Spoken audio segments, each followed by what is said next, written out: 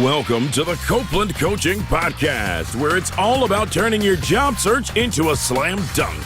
Your host is Angela Copeland.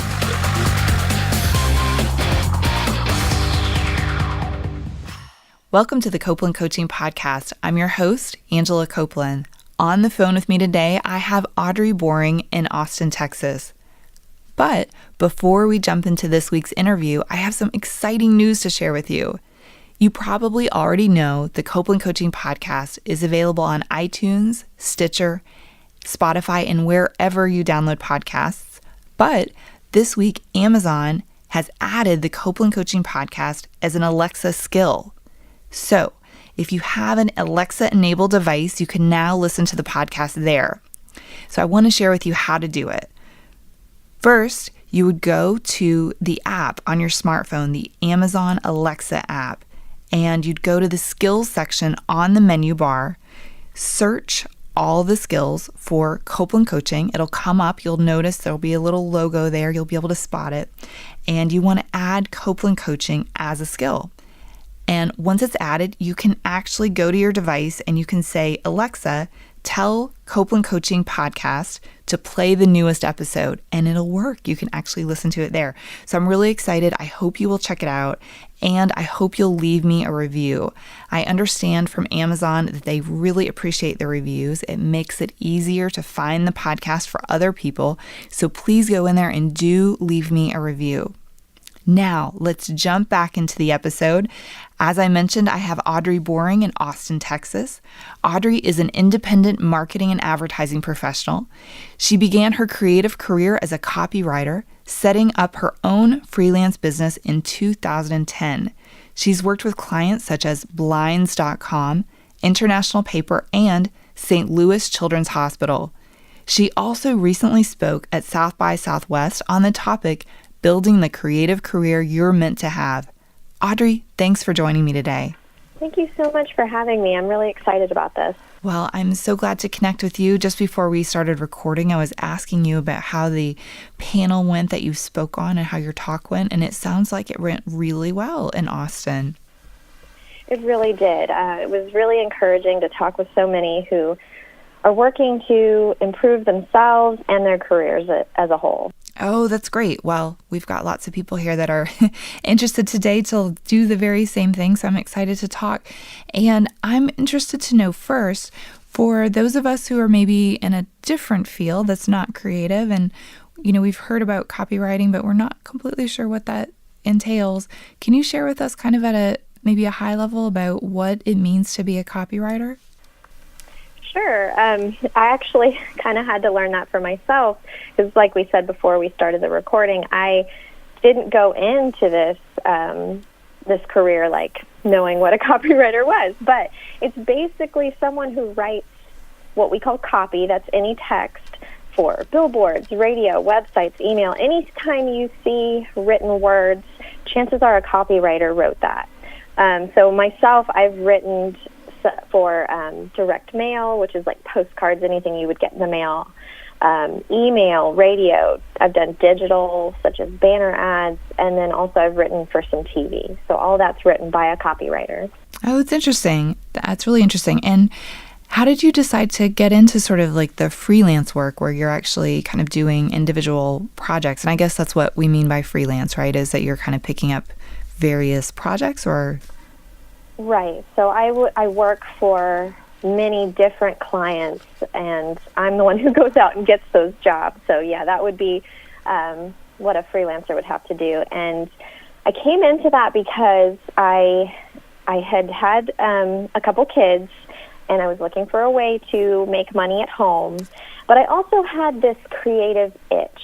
I really enjoy problem solving and creating. Using that creative muscle just really fueled me. And so I started with a 2-week job at an agency out in Albuquerque, working on some really big clients. And at the end of that time, they ended up taking 2 of my ideas to do the bigger campaign. And that was just so exciting that I saw from the very beginning at the concepting to actually starting to create the pieces, how I could be involved in that. And that gave me the bug.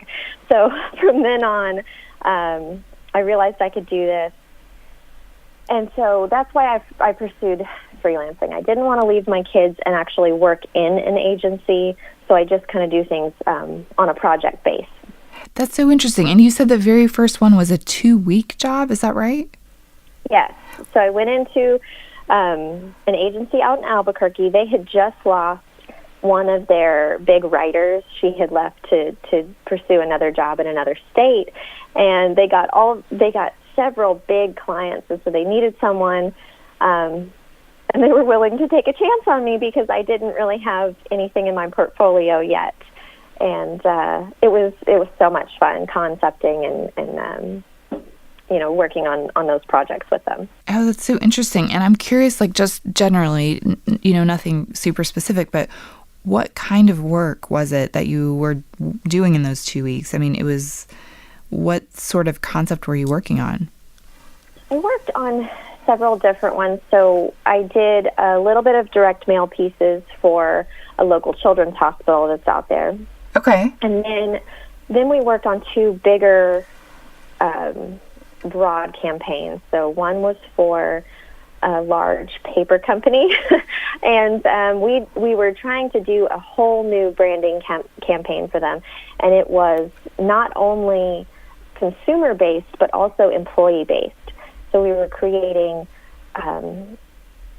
language that the company would use to talk to their employees, and then also advertising to talk to potential customers as well.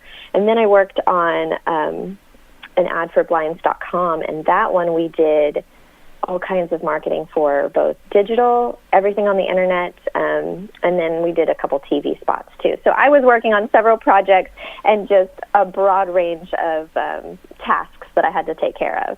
Wow, that's so cool. I could see how that would sort of draw you in.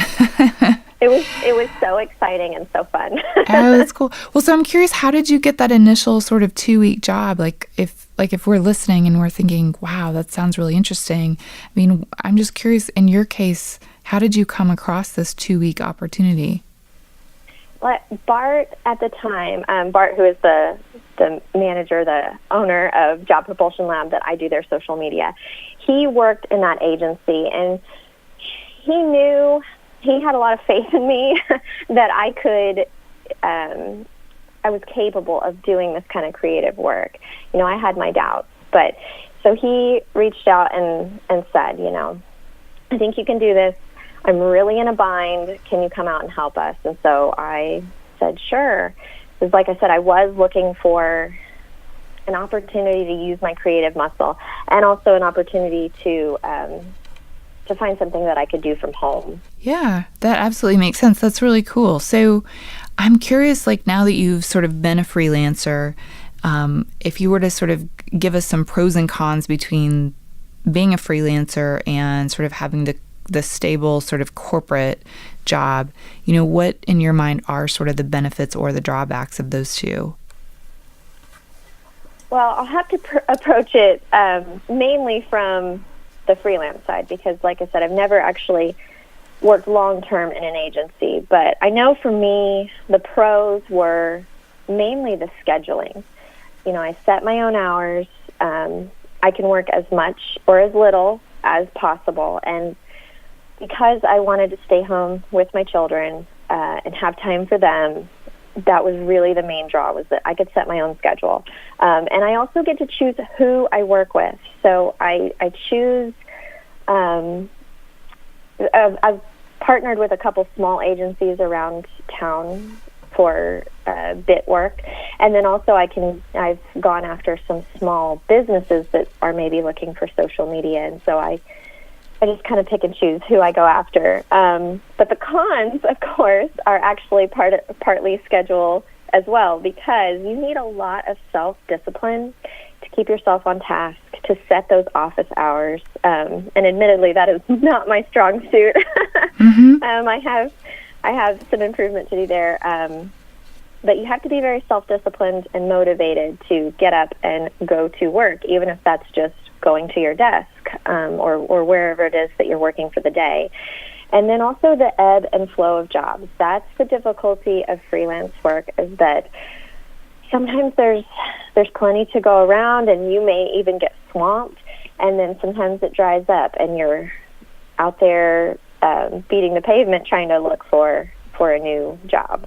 Mm-hmm. That makes a lot of sense. You know, the folks that I've talked to that do really similar creative work, I get a sense too, like, in addition to doing maybe like the writing or the creating, you become almost like a small business owner. And it's like you have to also do sales, and you have to do almost like operations and your taxes and, Yes. you know, all these other things. But I mean, do you feel like, does sales take up like a good portion of time to be constantly building relationships to grow this new business? Or do you feel like it just sort of happens on its own? No, you definitely do have to get good at networking, and you do have to be a salesman, but it's different than selling a product because you're selling yourself. And you have to get creative at how you brand yourself. You know, we talked about that in Job Propulsion Lab, that you are a brand, even though that sounds kind of impersonal, but brands are just stories. And so you just have to figure out ways to tell your story that's going to be applicable to the people that you're hoping to connect with in a business. Mm-hmm. No, that totally makes sense. Well, so I'm also interested, you mentioned sort of the ebb and flow of work. I know that can be really stressful. I have a friend who was doing social media as a freelancer for a while, 100%. And I remember it was really stressful on her. And I think one of the ways in her case that maybe she was able to sort of mitigate the ebb and the flow was to have a few clients that were on retainer. Meaning that, you know, she would work a few hours a week on, you know, every week for a certain amount of time on those clients. Do you feel like that sort of like a retainer type situation helps? Or, I mean... Yeah, absolutely. And I've worked with a couple companies in the past that took us on for a year or 6 months. And that really does help, because then you have some steady income and you can go after some of the ones that are shorter projects, like maybe a month. So JPL is my current example of that, but I've worked with a small home goods store here in Austin in the past, and also we worked with a financial planner company that was out of, I think, Albuquerque. And so if you can get those jobs that, you know, maybe you have a plan for the next 6 months, I'm going to post these things, or I'll give you this sort of management for the next 6 months. That's really, really helpful to get you through maybe the slower times. Yeah, absolutely. And you mentioned a big part of what you're doing is social media. I talk with job seekers a lot who are really interested in a career in social media, but maybe they've never ever done it before, other than kind of personally having a Facebook or whatever. I'm curious if we are interested to break into the world of social media, do you have any tips for us on how to get started? Yes, because I never went out to be a social media manager. That really did evolve, and I think it evolved because social media kind of evolved into something very important in the business world, in our everyday lives. So my first advice would be to become a pro, and a lot of us already know a lot about social media because we use it personally. But there are some really good courses out there, and you don't even really have to pay for them. I did a lot of courses on Hootsuite that taught me not only how to use their platform for scheduling messages, but also the basics of social media and some of the buzzwords that they use for those things. So it was really, really helpful, and I didn't have to pay for it. So the ones that you took on Hootsuite, were they offered by Hootsuite and like for free? Yes, they do have some paid courses that go a little more in depth, but they have a whole free training, and I know a couple other websites do too. I think Buffer may. So if you get out there and kind of just Google or even look on Pinterest and find out, free social media trainings, you'll find a lot out there right now. Oh, interesting. That's really interesting. Do you find, I've seen some in the digital world in general, there are sometimes like certifications that are offered. Do you see that much in social media, and do you think it holds very much weight? I'm not sure. Okay. I did do some certification, like I became certified through Hootsuite to be a social media manager, and I think that's going to give a little bit more professionalism to people that you reach out to. But I'm not sure, that you necessarily need to be certified, but you do need to be able to prove what you can do. So you do need to be an expert in the platforms and know the changes that are coming. And I know that's really hard because social media is constantly changing, but as long as you're up on it, always reading about the new advancements that they make, that's good. And then, you want to know your market too. Each client that you're going to go after is going to have a different focus. And so to be really knowledgeable on the types of people that are using particular platforms so that you can then advise your clients, hey, you really ought to be on Pinterest because this is where your target is, or you need to concentrate more on Facebook, or maybe stay away from Facebook because your target isn't there.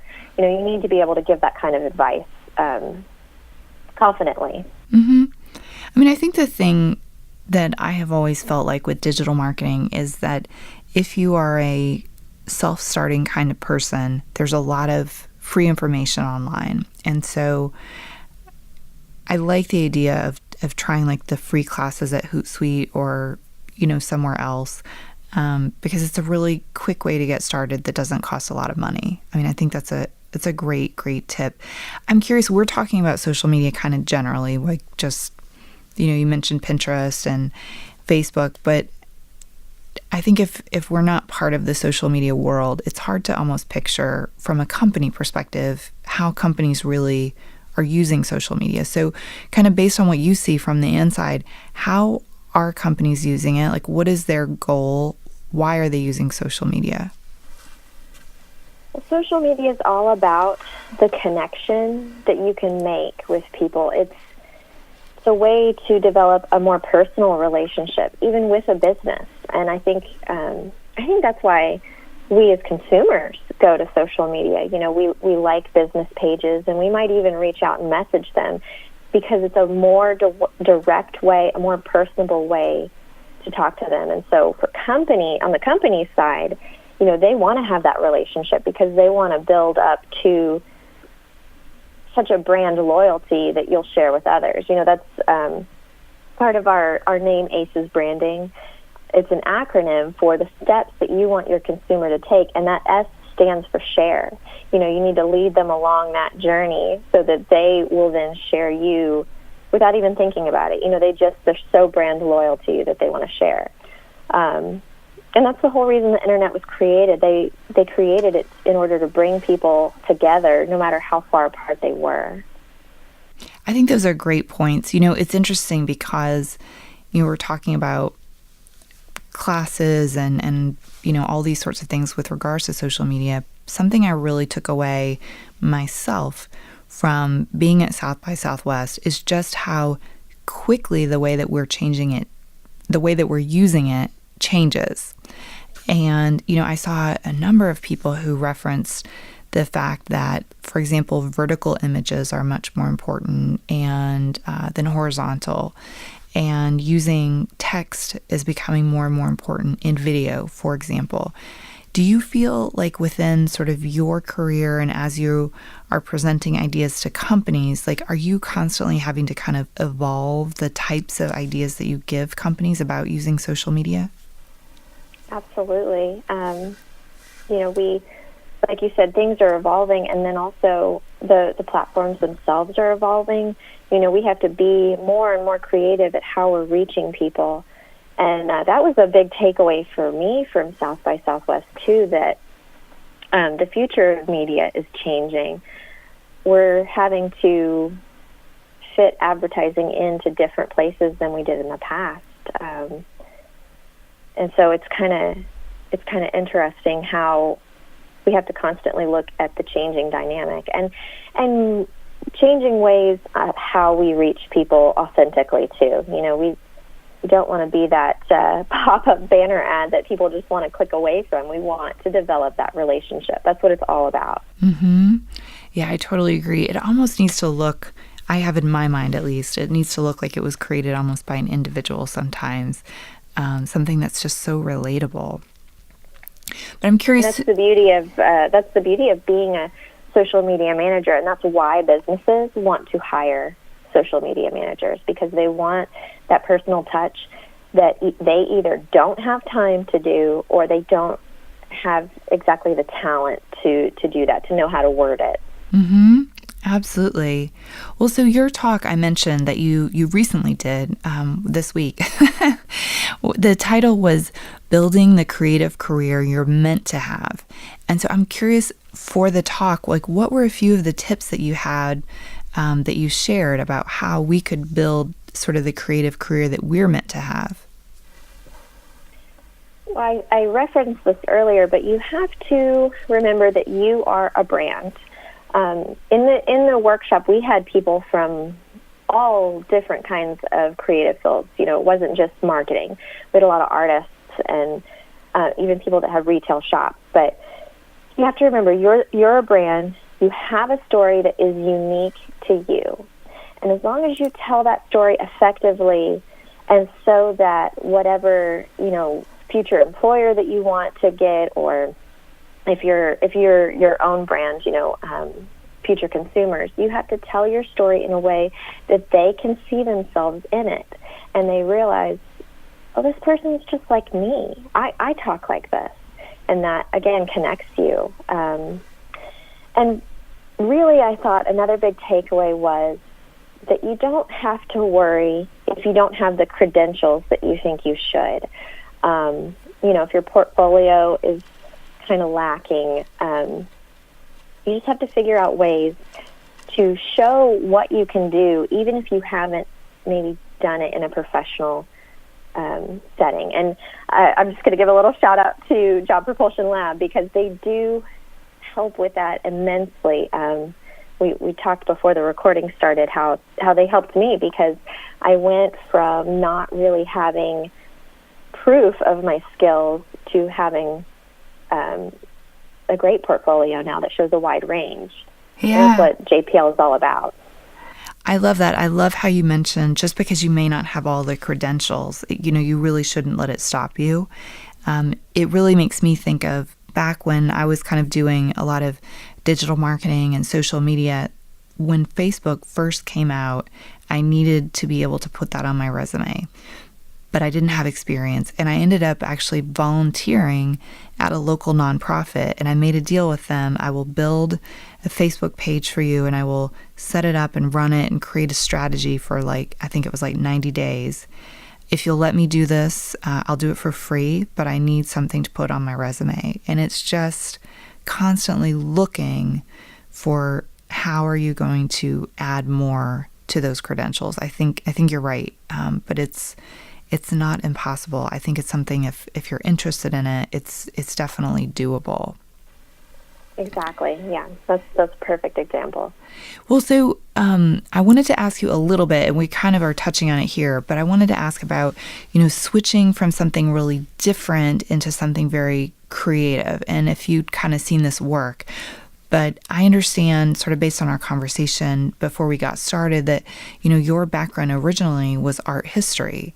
And so I'd love to learn a little bit more about how you were able to make sort of art history essentially turn into a successful career in social media. Like, how were you able to sort of bridge those two things?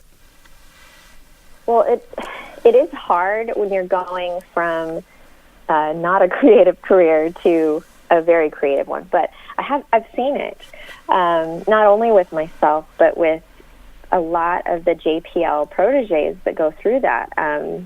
I know Bart talks about one that was a lawyer. So it went from a lawyer to having that creative dream career. So it is possible.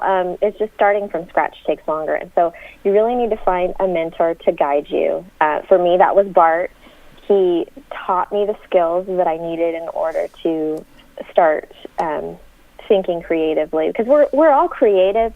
Sometimes we just need a reminder of how to use that creative muscle. And so that's what he gave me. He taught me the basics on how to use that creative problem solving every day. And then you get to work on building your portfolio, which proves what you can do. You can take courses to build the skills that you might need, but there's ways to do it so that your portfolio pieces, even if they're speculative, look professional. And when you look professional, the companies that you're going out for, the jobs that you're applying for, they're going to know you're already ready. You don't need any extra training. And that's really the key to stepping up into that new position. I like that. Just yesterday, I was talking to someone who is in a similar creative field, and she asked me about a portfolio. So it's interesting that you mentioned the idea of a portfolio. When you see people who have portfolios, are they typically like a printed book that you can take with you, or are they typically like a website or part of your LinkedIn? Like, what do you think is sort of the trend right now? The trend now, I think, is all digital. And especially nowadays, it's so easy to create your own website. You can use Squarespace, you can use Wix, and you can set them up so that they are beautifully simple visually, and that's really the key. You want to make it very intuitive and very easy to maneuver through your pieces. The only time that you really should have something physical is if you go to an interview and maybe there's some 3D piece of marketing that you want to show off. But really, everything can be digital now. It makes it so much easier. I like that, and I like the way you mentioned anyone can kind of do it. Yes. It's not super hard to build a website. There are a lot of tools now. Yeah, if I can do it, anyone can do it. Right. Absolutely. I think we can all try. It doesn't have to be perfect the first time, Yeah, just get it up there. Yeah, absolutely. Well, so I'm curious, with your talk, I mentioned I wasn't able to attend your talk because I actually had to leave for the airport, but did you take questions during your talk? We did. From the audience, did you notice any trend in the questions? Were there certain things people were thinking about? A lot of people were wondering, well, how do I pivot from maybe not so creative to creative? Or how do I prove the skills that I have? And really the answer is that, you can find a mentor that's going to help you build those pieces. And then, of course, take the courses to maybe build some skills. There are free ones available, but there's some that don't cost that much money. And any time that you invest in yourself, that's only going to help your career in the future. You're the most important person in your future, so you need to invest in yourself. Ooh, I like that. I feel like that's the perfect thing to end on. Yes, you are a very important part of your career, and you should invest in yourself. I completely agree with that. Well, Audrey, if we're interested to learn more about you and your work, where should we go? You can go to the ACES Branding website. That's acesbranding.com. And my email address is on there. You can feel free to email me anytime. And then I also, like I said, I do the social media for Job Propulsion Lab, so you can always reach out to me that way. That's awesome. Well, I will share links in the show notes. And Audrey, I really appreciate you joining me. This has been great. Thank you so much. I have really enjoyed this. Thanks, everyone, for listening, and thanks to those of you who sent me questions. You can send me your questions to angela@copelandcoaching.com. You can also send me questions via Twitter. I'm at Copeland Coach, and on Facebook, I'm Copeland Coaching. Don't forget to help me out, subscribe on Apple Podcasts, and leave me a review. Thank you for listening to the Copeland Coaching Podcast today with your host, Angela Copeland. Tune in next time to get more great tips on turning your job search into a slam dunk.